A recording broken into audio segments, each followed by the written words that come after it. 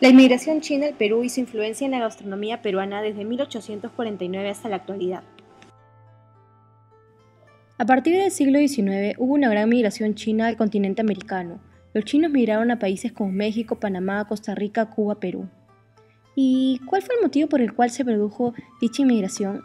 En primer lugar, como menciona el investigador sobre la cultura china Humberto Rodríguez, China era un país que para el siglo XIX atravesaba ciertos problemas sociales. Uno de ellos fue la Guerra del Opio, en donde China pierde ante Gran Bretaña. En ese sentido, este país europeo se apodera de Hong Kong, región principal administrativa china, haciendo que en el país asiático se genere una inestabilidad económica y social. ¿Y qué pasaba en Perú? Por un lado, desde 1840 y hasta inicios de la guerra con Chile, 1879, la vida económica y hasta política del Perú estuvo basada en el guano. El guano conservó su supremacía en las exportaciones peruanas y fue responsable del crecimiento económico del país.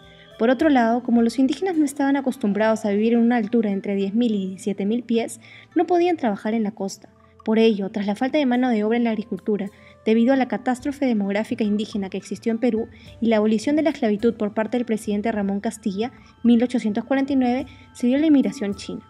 Los chinos se ubicaron en las plantaciones azucareras y algodoneras de la costa, se encargaron de las construcciones públicas como los ferrocarriles y fueron también sirvientes domésticos en las haciendas costeñas. Además, bajo los términos de la ley china, se permitió el ingreso masivo de los trabajadores chinos culís al Perú. Los primeros chinos que llegaron a la costa peruana, Puerto del Callao, fueron traídos en la embarcación Friedrich Wilhelm. En 25 años se estima que entre 80 y 100.000 de estos humildes trabajadores llegaron no solo al puerto del Callao, sino también por otros puertos como Hilo, La Libertad y debido a la migración desde otros países americanos como México. Veamos la siguiente entrevista al señor descendiente chino Jaime Chang. ¿Cuál cree que ha sido el mayor aporte de la cultura china al Perú? Uno de los aportes más visibles, por lo menos, es en el área de la culinaria, ¿no? En el área de la comida. Los chinos trajeron su comida, su forma de cocinar. La presencia de la comida china es tan fuerte en el Perú que es prácticamente una comida peruana más, ¿no? Porque ciertamente ha sufrido algunas modificaciones y adaptaciones, aun cuando se utiliza muchos de los ingredientes y muchos de no solamente los ingredientes preparados, sino las verduras sobre todo, ¿no? Que aquí en el Perú, por el tipo de clima que tenemos, están disponibles prácticamente todo el año, a diferencia de lo que ocurre, por ejemplo, en países del hemisferio norte, ¿no? En Estados Unidos y otros, donde el repertorio de vegetales que se usa en los restaurantes chinos es muy limitado. La presencia de la comida china en la cultura peruana, probablemente después del pollo a la brasa y el ceviche, el chifa es lo que más comemos. En las ciudades del país, si no hubiera habido la inmigración china que hemos tenido, probablemente sería completamente distinto. Siguiendo con la historia, ¿qué ocurrió tras la llegada de los chinos al Perú? Bueno, en primer lugar, los chinos eran tratados como castas inferiores y fueron en principio esclavos que se encargaban de la labor agrícola del país. Asimismo, los hacendados les infligieron un trato muy duro, no tenían feriados ni días de descanso. Esto produjo que muchos de ellos se asesinaran y no sobrevivieran las condiciones de vida. Posteriormente, entre 1870 y 1889, se dio el fin de la ley china, la suspensión del tráfico de culís y la libertad de los chinos. Los chinos sobrevivientes al periodo de maltrato se convirtieron en sastres, zapateros, panaderos, cocineros y hasta abrieron sus propios negocios en donde vendían té, opio, barrotes y mercadería en general. A estos pequeños negocios humildes se les llamó fonditas y estuvieron ubicados en la actual calle Capón en el centro de Lima. En este sentido, el autor Rodolfo Inostroza, en su libro Primicias de la cocina peruana, menciona que desde 1880 los visitantes notaban que las fonditas chinas se encontraban por todas partes y que eran la salvación de los viajeros. Las había en Huacho, Supe, Trujillo, Pisco y en general en toda la costa, en donde comenzaron a ofrecer platos chinos sencillos y baratos, para luego aparecer con el calificativo de chifas, corrupción de la voz chifán, que significa comer arroz. Ah, sí. Cabe recalcar lo que menciona el chef Israel Laura, profesor de la UPC, que dice: tras la liberación de los chinos en el Perú, estos vendían en las calles grandes cantidades de arroz para los trabajadores de las grandes haciendas. Esto contribuyó a la incorporación del arroz como acompañamiento de los platos peruanos. Entonces, ¿en qué momento se creó el primer chifa? Bueno, el primer chifa peruano se ubicó al igual que las fonditas en la calle Capón, en 1921. Se llamaba Quang Tong, Con el paso del tiempo aparecieron el capán, San Joilao, Tompó, entre otros. Yo leí en el libro de Mariela Balbi que alrededor de 1930 los peruanos cayeron rendidos ante los fabulosos potajes orientales, de lo cual entendí que comenzó a existir una influencia en la comida china con la peruana, ya que tenía entendido que la sociedad peruana tenía distintas preparaciones que la china. Efectivamente, antes de la llegada de los chinos, por ejemplo, la sociedad limeña comía platos basados en guisos, frituras y picantes, las cuales eran comidas muy comunes entre las clases sociales de la época. También leí en un artículo del periodista Ernesto Mor en donde menciona lo siguiente: gracias a los chinos, el Perú, huérfano totalmente de tradición culinaria, está aprendiendo la ciencia y el arte del comer. Esto muestra el gran impacto que tuvo la comida china en la Lima de aquellos días y que repercute hasta la actualidad.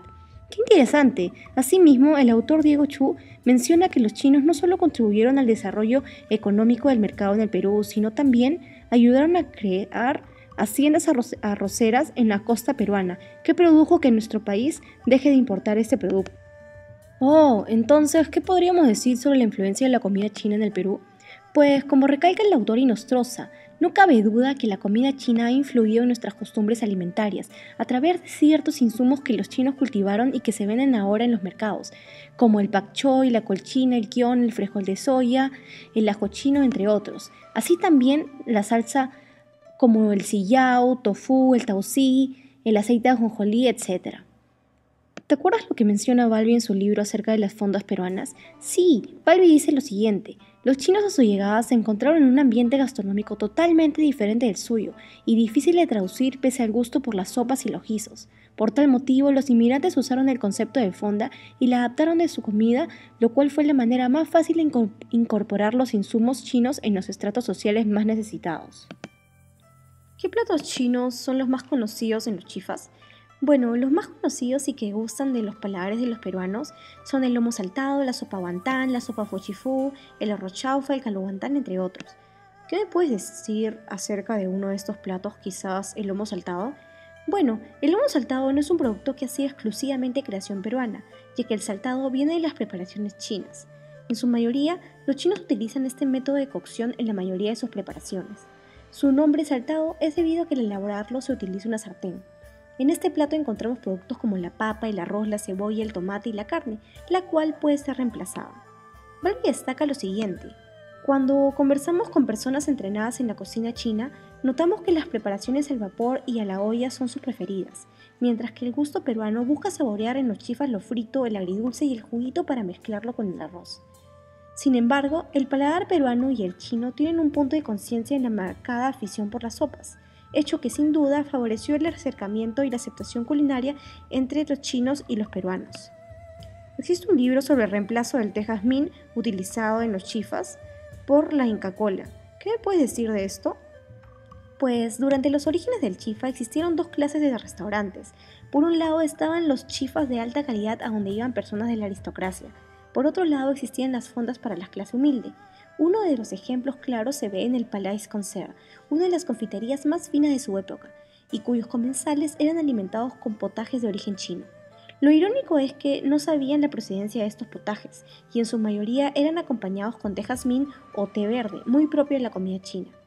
Esta costumbre se quiso implementar en los chifas de baja calidad, sin embargo no tuvo acogida. El peruano estaba acostumbrado a su cerveza blanca o negra, o a un vino o cucaje. Y durante 1935 apareció una nueva bebida, Inca Kola, que acompañaba bien las comidas chinas. Su éxito es un misterio. Muchos dicen por sus sabores naturales a hierba luisa, otros dicen que acompañan bien los alimentos chinos y también afirman que cae menos pesado a comparación de otras bebidas. Sé que esta bebida se convirtió en símbolo de las chifas durante el paso del tiempo. La semana pasada visité un chifa de la calle Capón. Entrevisté a la dueña, Susi Kuma. Veamos qué nos dice sobre la labor china en el Perú. En el hemisferio norte del país, del mundo, el hemisferio norte sobre todo se ha caracterizado por el consumo intensivo de granos. China tenía 5 granos esenciales, ¿no?, que eran los llamados granos divinos: el mijo, la soya, y uno de ellos es el arroz también. Entonces, de hecho había arroz en Perú, pero con la venida, en algunas de las migraciones de los chinos, se mejoró muchísimo las técnicas de cultivo, y eso fue un tema muy particular. Por eso es que en varios de los valles del país, al norte de Lima, aquí al norte de Pacasmayo, Muchos de los hacendados, digamos, que en un momento se dedicaron al cultivo del arroz, son familias chinas. A nivel ya de la gastronomía, también hay algunas influencias. Se menciona que uno de los platos principales que tiene un fuerte arraigo chino es el lomo saltado. El saltado, como tú sabes, es una técnica de cocción china que consiste en tener piezas pequeñas y a fuego muy fuerte darle una pasada por la sartén. Se coloca un poquito de salsa de soya, ¿no? Entonces muchos indican que el gran origen viene por el lado de la forma de cocción que hay en China, que es el salteado. Según lo investigado y comentado, ¿qué podríamos concluir sobre la influencia de la cultura china en el Perú? Pues la comida es uno de los factores más importantes que nos dejaron los chinos. Así, los chifas se han convertido en la actualidad no solo como restaurantes, sino como puntos de encuentro y reunión social. Además, se ha fomentado una nueva costumbre, colocar la comida en el centro de la mesa. Finalizando, el escritor Fernando de Trasegnis menciona en un artículo lo siguiente: el Perú no sería el mismo sin los esfuerzos, las fatigas, los sudores y los dolores de esos chinos hacendosos.